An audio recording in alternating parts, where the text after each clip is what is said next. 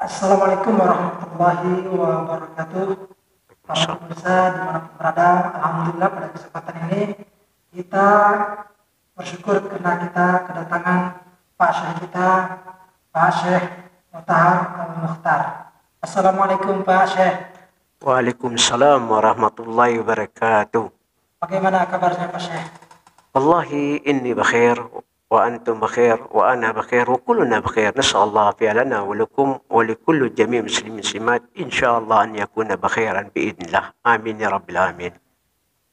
Baik, pada kesempatan kali ini saya ingin bertanya kepada Pak Syekh ada beberapa pertanyaan karena kita baru saja melaksanakan ibadah sholat Idul Adha. Nah, jadi mungkin Pak Syekh bisa menjelaskan bahwa setiap di hari raya Idul Adha itu kita tidak pernah terlepas daripada berkurban, Pak Syekh.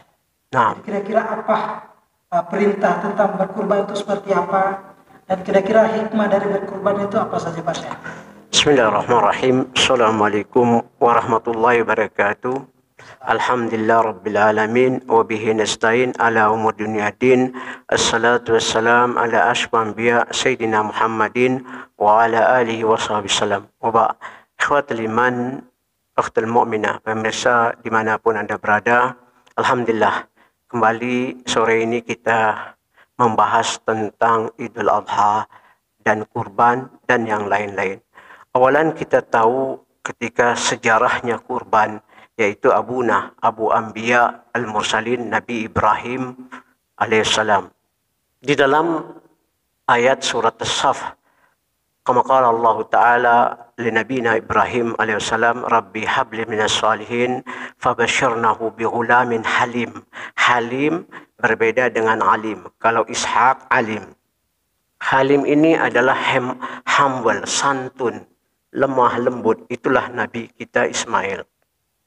Kata Allah SWT dari ayat ini, Nabi Ibrahim minta anak yang soleh, maka kami kabarkan gembira, kami berikan anak yang yaitu humble, akhlak, budi pekerti, lemah lembut. Falamma balagha sa'ya, qala ya bunayya inni ara fi manami anni adbuka fandur mada tara. Qala ya abati fa'al ma tu'marun satajuni insyaallahu minas sabirin. Ketika Nabi Ismail sudah beranjak yaitu balik, Nabi Ibrahim bermimpi di malam hari, jadi diperlihatkan bahwa dia berkurban atau dia menyembelih anaknya. Datanglah mimpi itu berapa malam, dan pada paginya dia sampaikan kepada anaknya Ismail, wahai anakku, aku telah diperlihatkan dalam mimpiku, sesungguhnya aku menyembelih engkau. Bagaimana pendapat engkau? Lihatlah bagaimana. Dengan tegas Nabi Ismail menjawab, wahai abahku, lakukan apa yang diperintahkan Allah dan aku akan bersabar dengan sesabarnya. Maka Nabi Ismail dicantumkan Allah dalam surat Al-Maryam, wadhkur fil kitabi Ismail innahu kana sadiqal wa'd wa kana rasulan nabiyya. Ingatlah kitab Ismail karena dia adalah orang yang memenuhi janji. Apa itu? Pada saat pelaksanaan kurban yang akan disembelih dia, maka dia katakan, wahai abahku, pergilah engkau dulu, nanti aku akan menyusul. Dia datang. Maka kalau kita tahu ada manasik al-hajj, melontar jamarat. Bismillah, Allahu Akbar. Nabi Ibrahim dihadang syaitan, tidak menyembelih anaknya. Maka Nabi SAW bilang, pergilah engkau dilempar 7 batu. Ini di dalam melaksanakan ibadah haji, manasik haji ini. Pada saat mau disembelih, ada pembatas di leher Nabi Ismail, maka Allah turunkan kibas biri-biri dari surga.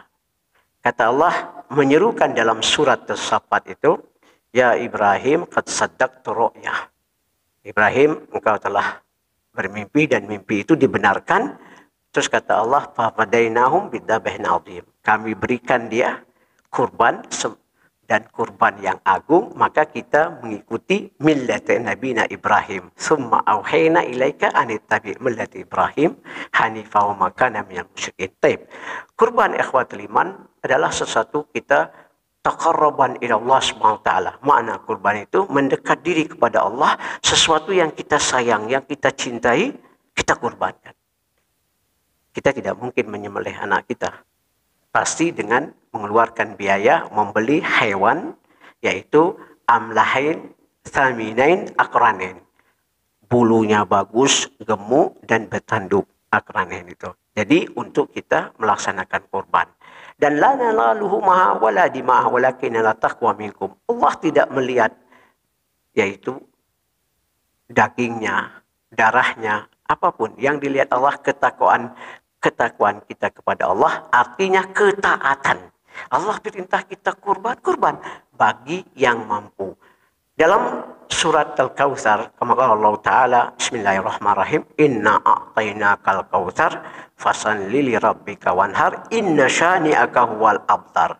Telaga Kautsar nanti kita akan minum, diberikan segelas air di tangannya Rasulullah SAW, hani'an la tadma abada, dan salat dan kurban. Pendapat Imam Ahmad, karena di sini menyebut salat dan kurban, maka salat Idul Adha ini agak berhati-hati kita.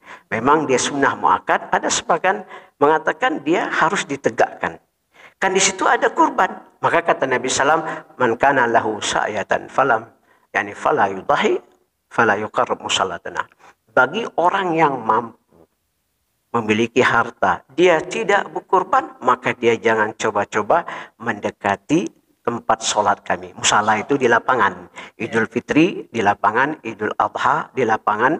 Ada hadis amarna Nabi SAW, kata Ummu Atiyah atau Ummu Hani, an nakhruj salatul idain. Kami diperintahkan untuk keluar salat idain. Di lapangan semua boleh. Al-lawa'ik, gadis pingitan, al-haid wan nifas, wanita yang tidak bermasalah karena dia tidak perlu melaksanakan sholatnya, cuma hadir saja, mengambil kebaikan dan boleh bertakbir.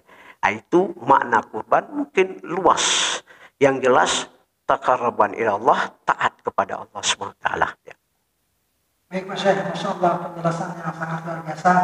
Artinya yang bisa kita tarik dari penjelasan Pak Syekh ini adalah bahwa awal mulanya diperintahkan, disyariatkan berkurban itu adalah ketika Allah memberikan perintah kepada Nabi Ibrahim alaihissalam. Ya. Dan ini tujuannya adalah bagaimana untuk menguji ketaatan kita tadi Pak Syekh. Masya Allah, luar biasa penjelasan daripada Pak Syekh pada kesempatan hari ini. Nah Pak Syekh, sebelum kita berkurban tadi, ada satu hari lagi yang punya keutamaan yang luar biasa, yaitu kita kenal dengan hari Arafah Pak Syekh. Betul. Nah kalau hari Arafah ini seperti apa Pak Syekh? Ikhwatul iman, kama qala Allah Ta'ala, al-hajju ashhurun ma'lumat faman farada fi hajj fala rafatha wala fusuka wala jidala fil hajj. Haji itu pada bulan tertentu yang pelaksanaannya bulan Dzulhijjah. Bulan Dzulhijjah, tetapi mulai dari Syawal dan Dzulqa'dah mereka mulai bergegas untuk melaksanakan ibadah haji karena perjalanan jauh dengan menggunakan jalan kaki dan dengan menggunakan kendaraan yang onta itu dalam surat Al-Hajj. Wa'adzin fitnas bil hajj itu ya. Melaksanakan bagi yang dipanggil oleh Allah pada saat di bulan haji atau di tahun ini, pelaksanaan ibadah haji ini mereka dipanggil menjadi wajib. Karena di bulan haji ini kita tahu haji ini adalah rukun Islam yang keempat atau yang kelima. Alladzi 'allama ad-din bidarurah, yang diajarkan sangat diutamakan dalam agama kita. Jadi ketika seseorang melaksanakan ibadah haji, memang ada rukun-rukunnya, ada wajib, ada sunnah. Salah satu rukunnya itu Arafah, wukuf. Kata Nabi SAW, al-haji Arafah. Haji itu adalah Arafah. Di dalam Arafah itu ada pelaksanaan untuk jamaah haji dan untuk kita di tanah air, yaitu kita berpuasa. Berpuasa ikhwatul iman untuk kita menegakkan puasa. Allah Subhanahu wa taala berfirman, wal fajri wal layalil ashr wasyafi' wal witr. Demi fajar, bersumpah, kasam, waw kasam, alif lam, waw mu'arraf itu mengenalkan tentang fajar. Kayak wal asri. Tahu tak wal asri, demi asar. Asar ini setiap hari. Yang dimaksudkan Allah bersumpah dengan asar itu adalah waktu yang kita gunakan. Jangan kita sia-siakan. Tapi ketika Allah bersumpah dengan fajar, fajar yang mana? Setiap hari kan fajar naik. Betul enggak? Ada fajar kan? Tetapi yang dimaksudkan Allah SWT ini ada fajar 1 Dzulhijjah. 1 Dzulhijjah ada hadis dari Ibnu Abbas. Ma min ayyam khair min hadhihi. Hari yang paling baik tidaklah seperti hari ini. Kata sahabat, wala jihad fi sabilillah, tidak ada jihad kecuali seseorang khatir ala balu kharaja bi malu wal nafs thumma lam yarja. Dia keluar dengan hartanya, dirinya, dan dia tidak kembali lagi. Dalam riwayat Imam Bukhari. Jadi hari yang paling mulia ada 3 di sini. Ahli ilmu mengatakan walayalil ashr, demi malam yang ke-10. Ada yang mengatakan malam Lailatul Qadar. 10 terakhir ada puasa, ada Lailatul Qadar. Ada yang mengatakan 10 Muharram. Yang Nabi Musa diselamatkan dengan musuh Fir'aun, tenggelam di belah laut itu, tenggelamlah Fir'aun dan kerajaannya semua habis. Itu hari yang mulia. Tapi di sini hari yang paling mulia adalah hari 1 Dzulhijjah sampai selesai haji itu. Dan kita tahu wasyafa. Asyafa itu hari adalah hari ganjil. Hari genap, hari genap dan hari ganjil. Wal witr, hari Arafah. Maka al-hajj itu Arafah. Untuk kita di tanah air, Nabi SAW memerintahkan kita berpuasa. Hadis dari Abi Qatadah diriwayatkan jamaah kecuali Imam Al-Bukhari dan Abu Isa Tirmidzi. Sum yaumil Arafah yukaffir sanatan madin wal mustaqbal. Puasa di hari Arafah menghapuskan dosa kita 2 tahun. Yang lampau, yang akan datang. Luar biasa. Hapus dosa kita 2 tahun, ikhwatul iman. Jangan tinggalkan puasa di hari Arafah. Itu mulia sekali. 2 tahun dosa kita dihapus, yang lampau, yang akan datang sekarang ini. Dan sum yauma Asyura, Muharram, 10 Muharram, dosa kita dihapus setahun yang lampau. Jadi jangan tinggalkan hari-hari yang telah disebut Nabi SAW hari yang paling mulia. Dan kita tahu betul bulan Dzulqa'dah, bulan haji, Dzulhijjah dan Muharram ini bulan hurum, bulan yang diagungkan Allah, termasuk Rajab yang terpisah gitu ya. Nah, ini jangan tinggalkan. Laksanakan ikhwatul iman, karena kita hidup tidak lama. Yang dibutuhkan oleh kita atau yang diperintahkan Allah pahala. Kita mencari pahala sama dengan kurban, luar biasa pahalanya, berbeda-beda pahalanya. Itu yang bisa kita jelaskan ya. Baik Pak Syekh, insyaallah luar biasa bahwa keutamaan daripada hari Arafah itu adalah bisa menghapus kesalahan kita yang lampau dan juga yang akan datang. Betul, tapi jangan lupa siapapun yang pergi haji, dia sakit, dia koma, dia pingsan, harus dibawa ke Arafah, walaupun sifatnya sementara. Dan doa-doa di Arafah, kita tahu betul Nabi SAW bersabda, aqulu ana nabi min qabli la ilaha illallah wahdahu la syarika lahu lahul mulku wa ala kulli syai'in qadir. Sebanyak-banyak kita berdoa. Dan di tanah air, kalau orang yang sudah mendaftar untuk berkurban pada 1 Dzulhijjah, dia usahakan dari sunnah jangan memotong kukunya, rambutnya, ya jangan membersih atau kumisnya ya. Tapi dia boleh mandi setiap hari. Tapi begitu selesai kurban, boleh dia mencukur, menipiskan kumisnya atau rambutnya ya, dan kukunya boleh ya. Masya Allah, luar biasa. Ini mungkin ada satu lagi pertanyaan tadi Pak Syekh. Bagaimana kalau kita berpuasa kemudian fenomena di tanah air kita ini kan seperti kemarin berbeda ini Pak Syekh. Di Arab lebarannya tanggal berapa, kita di Indonesia tanggal berapa. Kalau menyikapi perbedaan seperti itu bagaimana Pak Syekh? Allah ya ikhwatul iman, sebagai kita orang awam ya, yang kesiannya orang awam. Kalau masalah haji, ada sepakatan ahli ilmu. Karena haji itu ketika orang berangkat haji, pelaksanaannya sudah tahu hari Arafah, ikut saja. Tapi ada berbeda ahli ilmu, wallahu a'lam bishawab. Ini yang jadi masalah buat kita. Kenapa satu negeri di tanah air kita, satu bangsa dan tanah air, kita ada perbedaan. Selalu perbedaan antara Lebaran Idul Fitri dan Idul Adha. Oke lah kalau Lebaran Idul Fitri kita menggunakan yaitu hisab. ada yang menggunakan ru'yah hilal, ra'il ain. Di kata Allah Subhanahu wa taala, "Faman syahidu minkum asyahr falisum."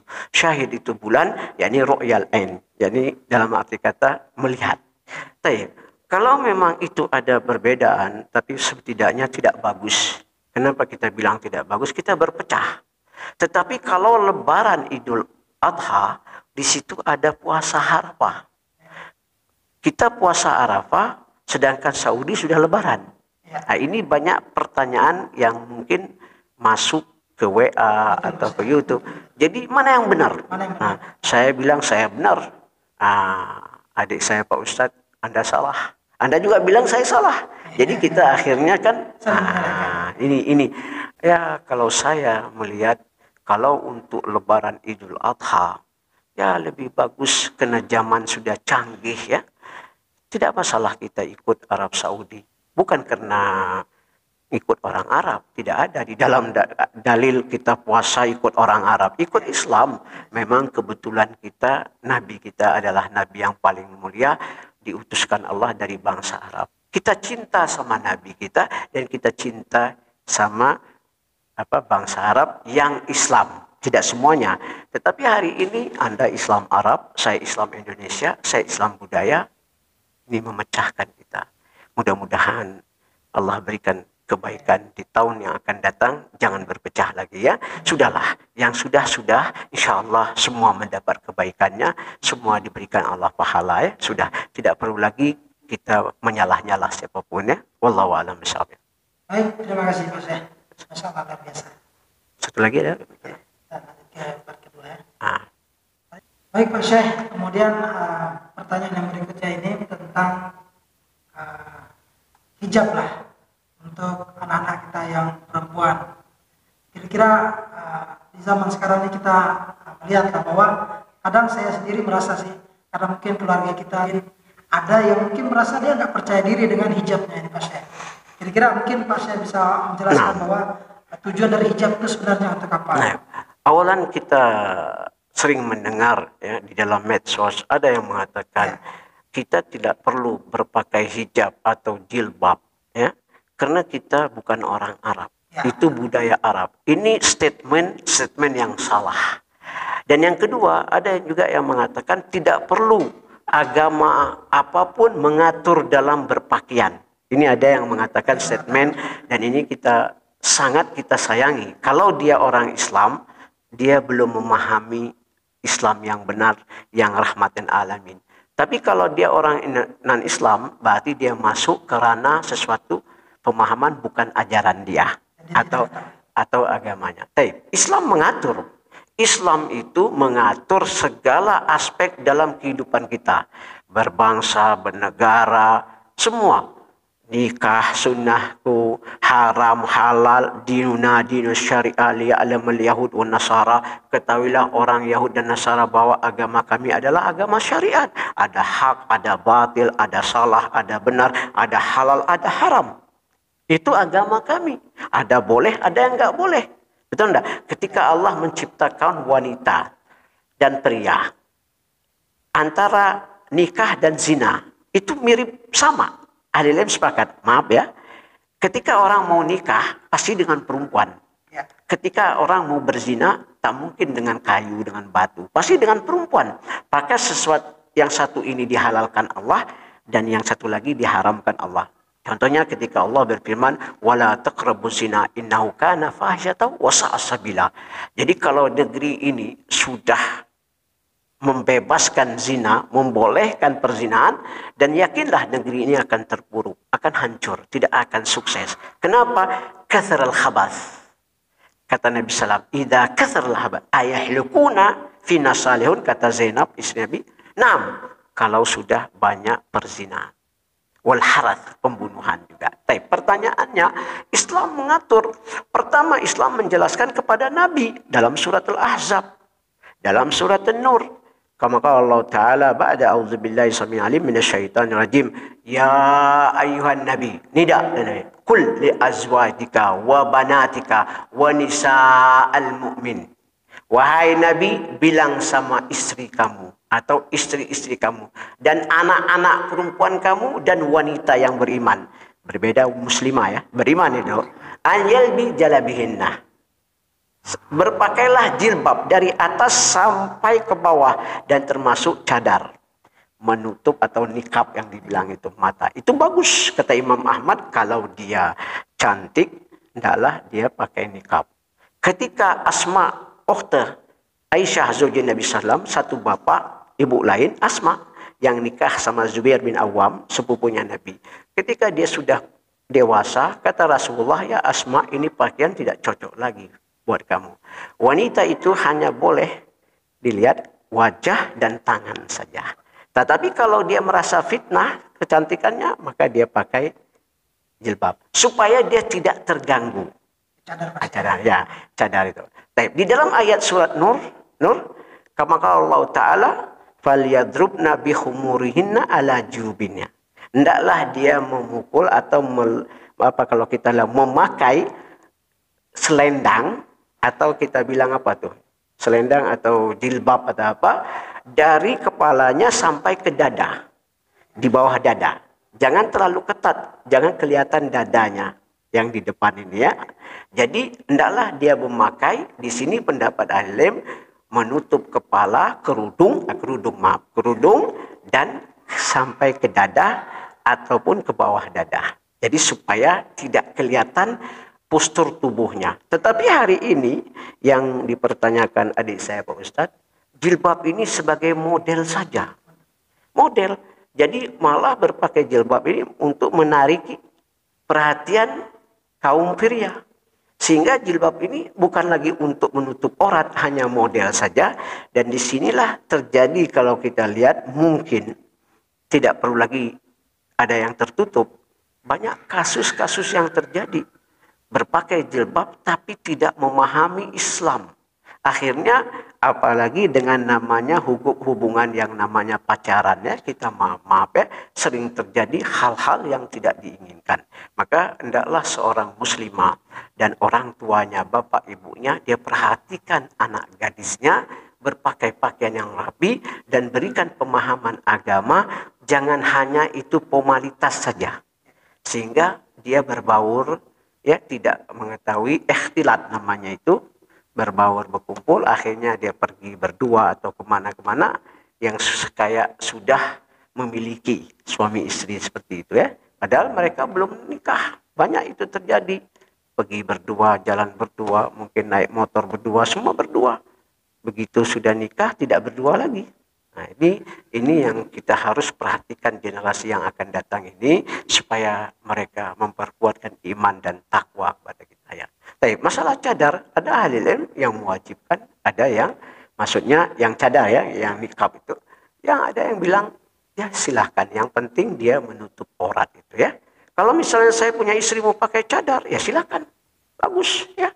Tapi kalau istri saya misalnya pakaiannya sudah menutup aurat yang rapi, menjaga kehormatannya, tidak menimbul fitnah, ya silahkan juga ya. Yang penting jangan ketat-ketat. Jangan yang berpakai, kata Nabi SAW, tanda-tanda hari kiamat, anisa kasiatul ariyat. Al-bukhna, bukhtul ibil. Jadi ada wanita berpakaian, tapi tidak berpakaian. Berpakaian, ya, tapi transparan. Dan kondeknya itu seperti punggung puntuk unta berjalan gitu. Itu kata Nabi SAW, dia tidak la yadkhulul jannah wala yashum rihatul jannah. Banyak hadis yang menjelaskan gitu ya. Dia tidak akan masuk surga dan tidak akan yaitu mencium bau surga. Wallahu a'lam bishawab, insyaallah ya. Masyaallah, luar biasa ini Pak Syekh. Ini tapi ada yang punya alasan Pak Syekh. Mungkin perlu kita luruskan pada kesempatan ini bahwa saya ini belum baik. Itu alasannya Pak Syekh. Saya ini belum baik, jadi saya belum bisa lah untuk memakai jilbab dan lain sebagainya Pak Syekh. Baik, kita sering dengar ya, banyak pendengar pemirsa yang dimuliakan Allah SWT. Kenapa Anda nggak mau salat? Saya masih muda. Ya. Saya belum bertobat, belum dapat hidayah. Jangan nunggu Anda tua. Belum tahu hidup itu di tangan kita. Karena hidup dan mati itu milik Allah. Maka begitu cepat lebih bagus tubu ilallahi taubatan nasuha, dengan segera. Ada kita bilang Kenapa adik tidak pakai jilbab? Panas. Saya belum mendapat hidayah. Kalau bicara panas, narullah asyadul har. Api neraka lebih panas lagi. Jadi ini ucapan alasan maaf yang menyesatkan, yang tidak benar gitu ya. Jadi sudahlah. Kalau ada orang yang menasihatkan pakai jilbab, berarti itu baik buat kita. Mungkin selama ini tidak ada orang yang menasihatin kita. Ternyata ada yang menasihat, berarti orang itu sayang. La yu'minu ahadukum hatta yuhibbu al-akhir. Tidaklah beriman seorang sampai dia mencintai saudara seperti yang mencintai diri. Anas bin Malik muttafaqun alaih. Jadi jangan menunda-nundakan ya. Taubatlah dengan secepatnya. Fafirru ila Allah wasari'u ila maghfiratin min rabbikum. Segeralah kembali kepada Allah dengan taubatnya nasuha. Wallahu a'lam bishawab ya. Masya Allah, luar biasa ya Pak Syekh. Semoga ini bisa memberikan pencerahan untuk saudara-saudari kita kaum muslimah yang berada di luar sana. Ya. Ini pertanyaan yang terakhir Pak Syekh. Bagaimana cara kita agar mendidik anak-anak kita sedari kecil untuk mencintai agama ini Pak Syekh? Awalan dari hadis Nabi SAW, kena anak ini adalah titipan amanah. Faqala Nabi SAW, adbu auladukum inda thalatha hisab. Ajarkan anak kita 3 perkara. Pertama, hibba nabikum wa ahli baiti wa tilawatul Quran. Ajarkan anak kita untuk pertama, yakni mencintai Nabi dan keluarganya dan membaca Al-Quran. Terus kata Nabi SAW, abdubu auladukum enda sab'a sanawat. Ajarkan anak kita ketika umur 7 tahun. Pertama, solat. Wadrubu fil ashr. Pukulkan waktu 10. Pendidikan ya. Wafarraku fi madaji. Pisahkan ranjang. Karena mereka sudah sangat mengetahui sekarang ini. Di dalam riwayat, la yu'minu ahadukum. Ada. Wallahi la yu'minu ahadukum. Hatta akun hawa taban limaji hatta tahibban nabi wal walidi nasl jabin. Banyak hadis yang menjelaskan sampai kita mengikuti nafsu kita, mencintai Nabi, apa yang dibawa Nabi SAW, dan tidak akan disebut kita beriman sampai kita letakkan cinta Nabi kita di atas segala-galanya, lebih daripada orang tua kita dan anak kita atau semua makhluk yang ada di dunia ini. Itu ajarkan anak kita supaya dia bisa memahami siapa Nabi kita. Ajarkan dia sholat, baca Quran, apa cinta ahli bait itu. Wallahu a'lam bishawab. Terima kasih banyak atas ilmunya pada kesempatan hari ini. Semoga ini bermanfaat untuk para pemirsa yang ada dimanapun. Nah, terima kasih Pak Syekh. Silakan. Alhamdulillah ikhwatul iman, di hari Jumat yang penuh keberkahan ini, tanggal 7 ya. 7 keberkahan. Mudah-mudahan kita berdoa kepada Allah di waktu ijabah sesudah asar ini, banyak-banyak berdoa, bersalat kepada Nabi. Jangan lupa juga membaca surat Hud. Wallahu a'lam bishawab. Assalamualaikum warahmatullahi wabarakatuh. Oke, para pemirsa dimanapun berada, inilah perbincangan kami pada kesempatan ini. Insyaallah di lain waktu kita akan menyambung kembali bersama Pak Syekh kita, Pak Syekh Mutahar Al-Mukhtar. Cukup sekian, kami akhiri. Assalamualaikum warahmatullahi wabarakatuh. Waalaikumsalam warahmatullahi wabarakatuh.